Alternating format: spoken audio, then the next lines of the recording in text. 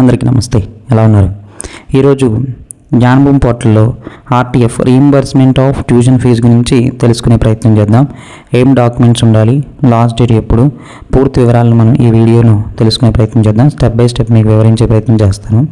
ముందుగా అర్హులైన విద్యార్థులు అంటే మనకి పాలిటెక్నికల్, ఐటీఐ, డిగ్రీ లేదా అంతకంటే ఎక్కువ స్థాయిలో కోర్సును అభ్యసిస్తున్నటువంటి విద్యార్థులకు ఈ యొక్క రీయింబర్స్మెంట్ అనేది వస్తుంది. అయితే అర్హత లేని వారు ఎవరు అంటే ప్రైవేట్ విశ్వవిద్యాలయాల్లో చదువుకునేవారు, అలాగే డిస్టెన్స్ ఎడ్యుకేషన్, యాజమాన్య కోటాలో చదువుకునే వారికి అర్హత ఉండదు. అయితే మనం స్క్రీన్ మీద చూపించిన విధంగా అన్ని అర్హతలను మనం కలిగి ఉన్నట్లయితే మాత్రమే మనకు ఆర్టీఎఫ్ కింద అమౌంట్ అనేది జమ కావడం జరుగుతుంది. ఏ అర్హతలు లేనట్లయితే ఏ ఒక్క ఫాల్ట్ ఉన్నా మనకి జమ కాదు.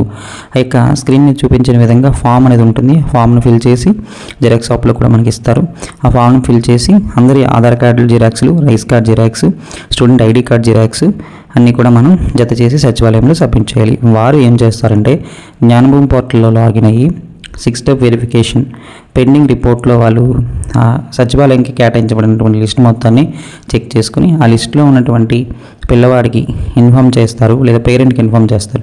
ఇన్ఫామ్ చేసిన తర్వాత వారు తీసుకొచ్చినటువంటి అప్లికేషన్ను వారి లాగిన్లో ఆధార్ నెంబర్ ద్వారా అకాడమిక్ ఇయర్ని సెలెక్ట్ చేసుకుని ఎంటర్ చేస్తారు. ఎంటర్ చేసి పిల్లవాడు కాలేజీలో చదువుతున్నాడా, 6 స్టెప్ వెరిఫికేషన్ చేయించుకోవడానికి సుముఖంగా ఉన్నాడా లేదా వివరాలను ఎస్ అని పెట్టి నమోదు చేస్తారు. నమోదు చేసిన తర్వాత 6 స్టెప్ వెరిఫికేషన్లో వారు ఎన్బిఎం లాగిన్లో స్కీమ్ ఎలిజిబిలిటీ చెక్ చేసుకుని 4 వీలర్ ఉందా, ఇన్కమ్ ట్యాక్స్ ఎవరైనా ఉన్నారా, ఎంప్లాయీ ఎవరున్నారా వివరాలను చూసుకుని ఎంటర్ చేస్తారు.